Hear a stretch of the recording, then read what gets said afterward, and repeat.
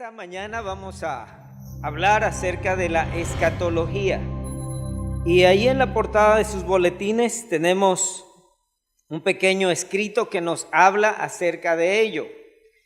Pero cuando usted lee la Biblia, cuando usted abre la Biblia, en ella va a encontrar el plan y la voluntad que Dios tiene para la humanidad entera. Y en el boletín de la semana pasada teníamos escrito cuáles eran las expectativas del pueblo judío en el Antiguo Testamento. ¿Qué era lo que a ellos les daba fuerza para vivir todos los días, aún en medio de las muchas aflicciones que vivieron? Porque usted debe recordar que el pueblo judío ha sido un pueblo que ha sufrido demasiado. Estuvo esclavizado más de 400 años en Egipto. Y allá en su sufrimiento ellos clamaron al Señor. Y el Señor los escuchó y los libró de manera poderosa. Ahí están las 10 plagas que Él envió para salvar a su pueblo. Pero ¿qué era lo que los judíos esperaban en el futuro? Eran 7 cosas. En primer lugar estaba que ellos esperaban el Redentor. En segundo lugar, ellos esperaban el establecimiento del reino de Dios. En tercer lugar, ellos esperaban el nuevo pacto. En cuarto lugar, esperaban la restauración de Israel. En quinto lugar, esperaban el derramamiento del Espíritu Santo. En sexto lugar, esperaban el día del Señor. Y en séptimo lugar, esperaban cielos nuevos y nueva tierra. Pero cuando llegamos al Nuevo Testamento, ¿qué es lo que usted y yo esperamos? ¿Qué es lo que me da fuerzas para levantarme cada mañana y esforzarme por el trabajo que Dios me ha dado? ¿Qué es lo que impide que yo sea un bandido y me dedique a estafar a la gente? ¿Qué es lo que me motiva a salir adelante en aquello que el Señor ha puesto en mis manos?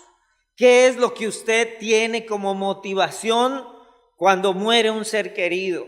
¿Cuál es el consuelo que nuestra alma tiene en estos tiempos del Nuevo Testamento?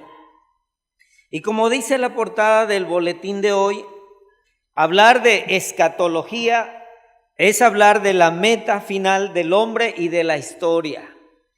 Hablamos de lo que va a ser en el futuro, de lo que esperamos, de la consumación del plan de salvación y el inicio de la vida inmortal en toda su plenitud. Porque no siempre va a ser usted enfermizo, no siempre va a estar sufriendo, no siempre va a estar en angustia. Va a venir un tiempo glorioso donde todas las cosas serán hechas nuevas por el regreso hermoso, indescriptible de Cristo. Y Él va a regresar por su pueblo. Y la escatología trata acerca de lo último, como comienzo de lo nuevo. Y eso es algo verdaderamente maravilloso. Como creyentes debemos dirigir constantemente nuestra mirada con anhelo y expectación hacia eso nuevo que Dios ha prometido para nosotros. ¿Sabe? Muchos de nosotros estamos afligidos por lo que vamos a comer hoy, por la educación de nuestros hijos, afligidos por la renta que tenemos que pagar. Y en eso se nos va la vida. No disfrutamos la vida. Estamos ahí viendo como las hormigas que van y vienen. Así es nuestra vida. Y no nos detenemos a pensar en eso hermoso que Dios ha preparado para nosotros. Y tal vez usted diga, pero pastor, es que tenemos que comer algo, de algo tenemos que vivir. Y la respuesta Cristo la da cuando dice: no solo de pan vivirá el hombre, sino de toda palabra que sale de la boca de Dios. La revelación bíblica y las noticias diarias nos muestran que el mundo va hacia su ocaso. Usted no tiene que ser muy listo para darse cuenta que nuestro planeta se está destruyendo día con día. No necesita ser un científico para darse cuenta que muchas de las especies que antes teníamos ahora están en extinción. O sea, que eso es cuestión de sentido común. Y la revelación bíblica y las noticias diarias nos muestran que el mundo va hacia su destrucción. Y así como Cristo pasó por la muerte para resucitar a una nueva vida en plenitud, también el cosmos tendrá que pasar por su propia muerte para renacer a una vida gloriosa. Y eso es lo que dice el Nuevo Testamento. El nuevo nacimiento podemos decir que es el inicio de una nueva creación de Dios. Y el fin de ese nuevo nacimiento no es la muerte, sino es la glorificación. Nacer de nuevo es la obra de la misericordia de Dios, es el inicio de nuestra salvación y no importa la edad que usted tenga. Puede tener 7 años, 12 años, 30 años, 60 años, 100 años. El nuevo nacimiento es el inicio de la herencia gloriosa que Dios nos ha de dar en el futuro. Y sabe, algún día seremos semejantes a Cristo. Y eso debe llenar nuestra alma de consuelo y fortaleza. Usted conoce cómo nacen las mariposas. Nacen de un gusano, de una oruga. Y si usted ve un gusano, una oruga, usted no daría nada, es más, le daría asco y le daría miedo y huiría de ella. Pero de eso feo, de eso desagradable, que es creación de Dios y tiene un propósito, cuando aparentemente se seca y se muere, de repente se rompe el cascarón y sale un ala hermosa de colores llamativos. Y después se abre y sale algo hermoso de aquello horrible, de aquello desagradable que usted ve. De la misma manera, el nuevo nacimiento es el comienzo de eso hermoso que Dios quiere hacer en la vida de usted y en mi vida. Y en el Antiguo Testamento, Dios trató con el hombre mediante la nación judía. Pero cuando Cristo vino, cuando nació en un pesebre, Él vino a incluir en su reino a judíos y a gentiles que creen en Él, y quiso hacernos ciudadanos de su reino. Judíos y gentiles ahora tenemos la misma esperanza, tenemos la misma expectativa, compartimos los mismos privilegios y las bendiciones del Evangelio. Mire qué dice Efesios capítulo 2, versículos 12 y 13.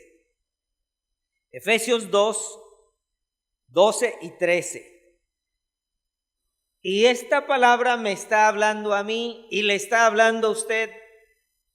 Usted y yo que desconocíamos lo que Dios tenía para nosotros.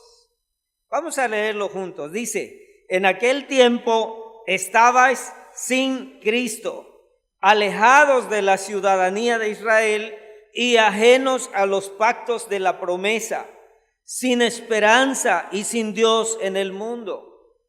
Pero ahora, dice el versículo 13, en Cristo Jesús, vosotros que en otro tiempo estabais lejos, habéis sido hechos cercanos por la sangre de Cristo.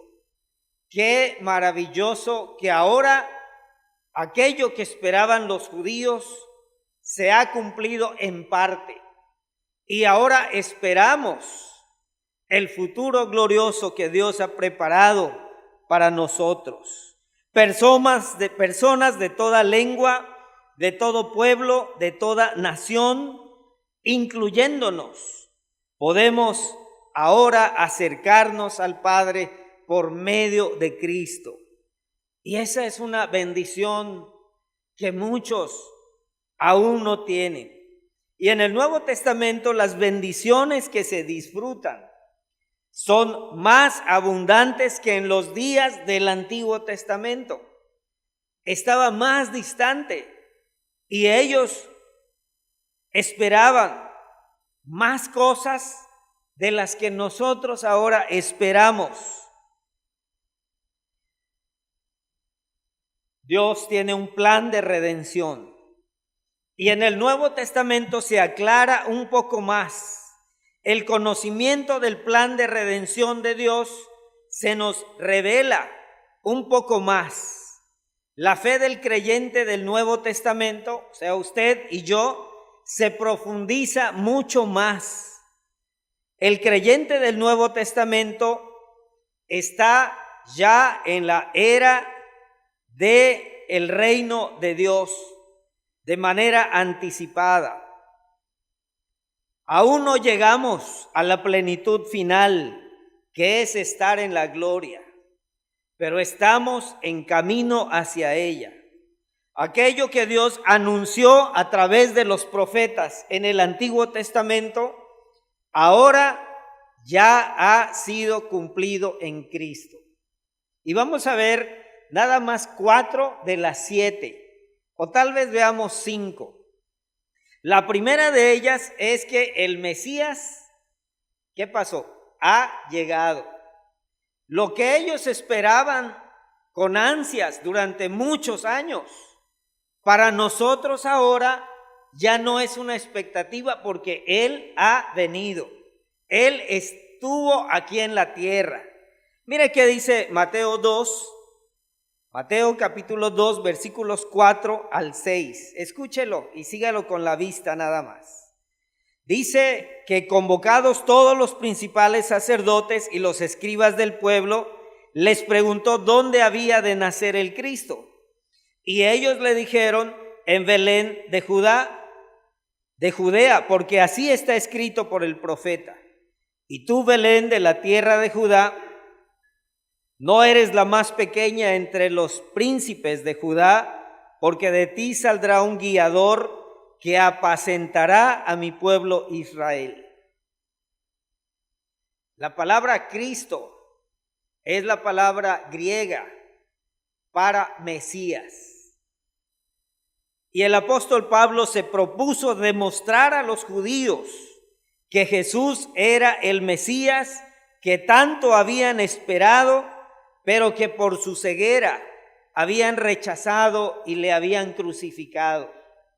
Y allá en Hechos capítulo 18, versículo 28, en el libro de Hechos, dice que el apóstol Pablo, con gran vehemencia, refutaba públicamente a los judíos, demostrando por las Escrituras que Jesús era el Mesías, que Jesús era el Cristo. Usted y yo no tenemos que esperar que el Mesías venga. Él ha venido. Él estuvo entre nosotros. La primera venida de Cristo al nacer en un pesebre es la garantía y certeza de su segunda venida. Esto es lo que anunciaron los ángeles ahí en Hechos capítulo 1, versículo 11. Hechos 1:11 dice, los cuales también les dijeron, varones Galileos, ¿por qué estáis mirando al cielo? Este mismo Jesús que ha sido tomado de vosotros al cielo, así vendrá como le habéis visto ir al cielo. Usted y yo ya no esperamos al Mesías. Ya tenemos la certeza de que Él vino y nació en un pesebre. Ahora lo que esperamos es el regreso de Cristo, que ya no va a nacer de manera humilde en un pesebre, sino viene con poder y gloria para llevar a su pueblo con él. En segundo lugar, el reino de Dios ha llegado a nosotros. Ellos, los judíos, esperaban la venida del reino. Nosotros ahora en el Nuevo Testamento tenemos el reino de Dios entre nosotros. Cristo es quien tiene el reino de Dios. Él es el que lo anuncia. Él es el que lo lleva a su plenitud. Mire qué dice Mateo 4:17. Evangelio según San Mateo, capítulo 4, versículo 17. Desde entonces comenzó Jesús a predicar y a decir que arrepentidos porque el reino de los cielos se ha acercado. Cristo es el que trae el reino. Con él viene el reino. Y mire cómo dice él, el mismo Cristo, allá en Mateo capítulo 12, versículo 28. Pero si yo, dice Jesús, por el Espíritu de Dios echo fuera los demonios, ¿cómo dice? Ciertamente ha llegado a vosotros, ¿qué? El reino de Dios. Lo que los judíos esperaban en el futuro. Con Cristo viene el reino, porque Él es el Rey que trae el reino. El reino de Dios es un reino dinámico, en crecimiento continuo, porque cada día se añaden más los que han de ser salvos y entran a ese reino glorioso. Está entre nosotros, y aunque aparentemente no se perciba en su plenitud, por nuestras limitaciones humanas, pero el reino está aquí. Dios en su misericordia envió a Jesucristo y con él nos trajo el reino. En tercer lugar, se ha cumplido ya el derramamiento del Espíritu Santo. ¿Se acuerdan que el profeta Joel anunció que en el futuro iba a venir el derramamiento del Espíritu Santo? Pero ahora yo que somos creyentes del Nuevo Testamento, ya no esperamos eso porque se ha cumplido allá en el libro de Hechos capítulo 2, versículos 3 y 4. Y ahí dice, sígalo con la vista, dice, y se les aparecieron lenguas repartidas como de fuego, asentándose sobre cada uno de ellos. Y fueron todos llenos del Espíritu Santo y comenzaron a hablar en otras lenguas según el Espíritu les daba que hablase. Y la razón de hablar en otras lenguas era porque en ese día especial había gente de diferente nacionalidad que necesitaba escuchar el mensaje del reino en su propio idioma. Y por esa razón el Espíritu Santo les dio el poder de hablar las maravillas de Dios a todos aquellos de diferentes naciones que estaban reunidos allá en Jerusalén. Dice también Hechos 2:33, hablando de Cristo, así que exaltado a la diestra de Dios y habiendo recibido del Padre la promesa del Espíritu Santo, ha derramado esto que vosotros veis y oís. ¿Qué privilegios tenemos ahora en el Nuevo Testamento? Lo que los judíos veían de lejos, ahora usted y yo lo disfrutamos. El Mesías ha venido, el reino de Dios está entre nosotros, el Espíritu Santo está entre nosotros. Y dice Efesios 1:13 que cuando creemos en Cristo, el Espíritu Santo nos sella y entra a nuestro corazón como una garantía de que somos hijos de Dios. Y cada creyente, cuando confiesa su pecado, cuando reconoce a Cristo como Salvador, dice que es sellado con el Espíritu Santo de la promesa. Y esa es una bendición que usted y yo tenemos. En cuarto lugar, hablamos de la restauración de Israel. Oficialmente, el Estado de Israel volvió a ser una nación independiente el 14 de mayo de 1948. Para muchos, este vino a ser el cumplimiento de una de las más impactantes profecías bíblicas del retorno de los judíos a su territorio. Sin embargo, hay otros que creen que la restauración de Israel se refiere a cuando Cristo regrese por los suyos en su segunda venida. Pero independientemente del cumplimiento de la restauración de Israel, podemos decir que Dios en su misericordia nos muestra la historia del pueblo judío para conocer el final de los tiempos. Podemos decir que Israel es el reloj profético de Dios. Allá nos damos cuenta de los acontecimientos del tiempo final. La higuera anunciada por el profeta Jeremías, el almendro, la vara de almendro que florece, es la manera en que Dios nos anuncia la restauración del Estado de Israel. Pero esa vara florecerá cuando el mundo entero entre a la presencia eterna y bendita de ese Mesías que viene por nosotros por segunda vez. Y en quinto lugar, los judíos esperaban el nuevo pacto. Y cuando Cristo, allá en la institución de la Cena del Señor, ofrece la copa con su sangre, símbolo de su sangre, dice: esta copa es el nuevo pacto en mi sangre que por vosotros se derrama. Y Cristo vino a hacer un pacto con nosotros, un pacto de misericordia, de amor, un pacto de perdón, un pacto de salvación, de darnos su ley en nuestro corazón y en nuestra mente, para que le amemos con todo nuestro corazón, con todas nuestras fuerzas y con toda nuestra alma. Pero ¿qué es lo que judíos y gentiles esperamos ahora? Usted y yo esperamos la resurrección de los muertos.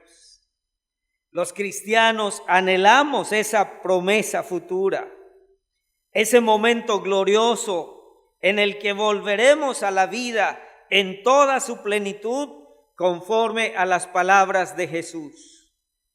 En medio del dolor de la muerte, los cristianos descansamos en la promesa de la resurrección. Vea que dice el Evangelio según San Juan, capítulo 6, versículo 40.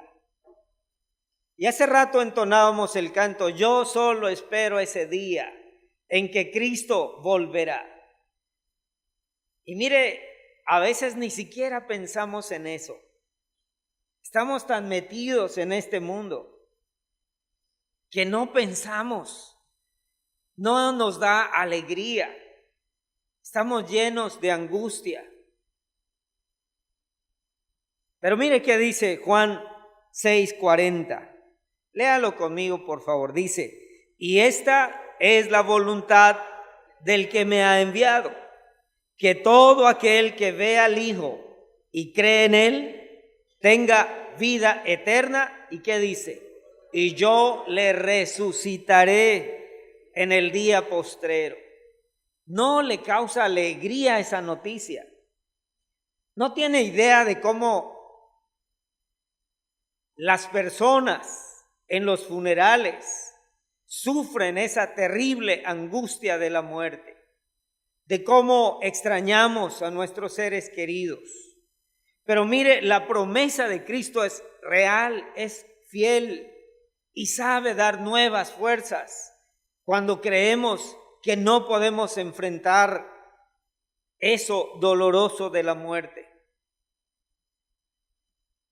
Nos fortalecemos con ella, nos regocijamos en ella, anhelamos participar en ella cuando llegue a consumarse así esa condición de ser hijos de Dios.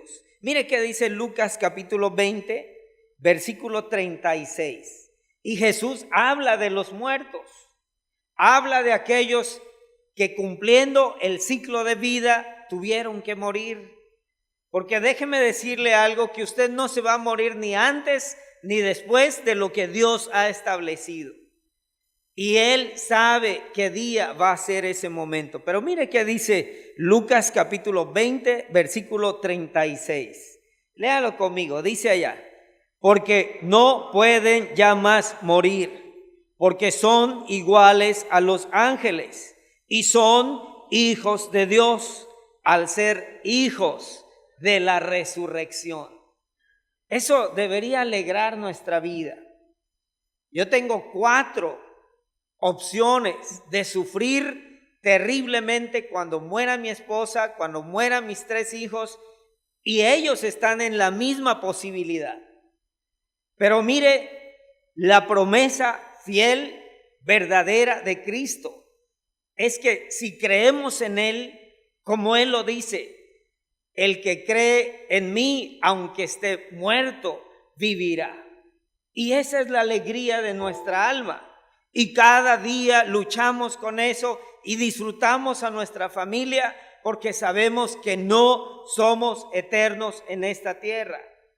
De que usted no es eterno, de que tenemos fecha de caducidad, de que algún día nos vamos a morir.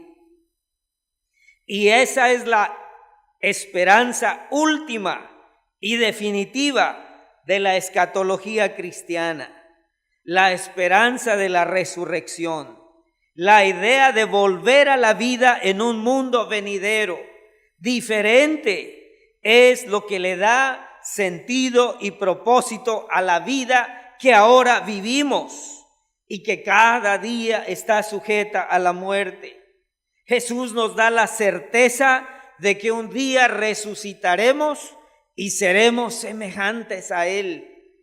Y eso, mis queridos hermanos, debe ser la fuerza suficiente diaria para poder levantarnos, ir a nuestro trabajo, ser mejores y hacer las cosas bien, porque tenemos un futuro maravilloso, porque no es el final la tumba, sino es el principio de algo más glorioso, de algo mejor que Dios ha preparado para nosotros.